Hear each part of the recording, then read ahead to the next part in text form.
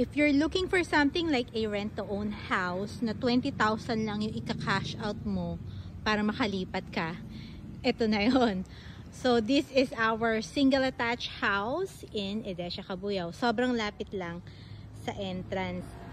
Maliit lang tong community. Actually, yung dulo niya. Kaya din lakarin. Ilang blocks lang yan, no?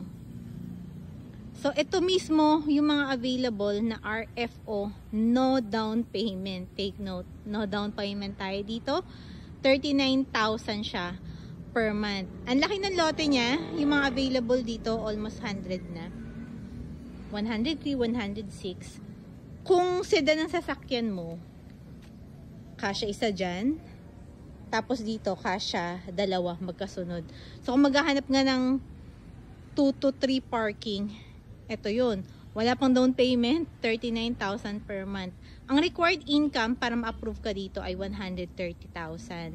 So, kung medyo kulang yung budget mo, or I mean, kulang yung iyong proof of income, pwede kang humuha ng co-borrower. Ready na ito. So, kung gusto mong makalipat agad, message me so I can assist you.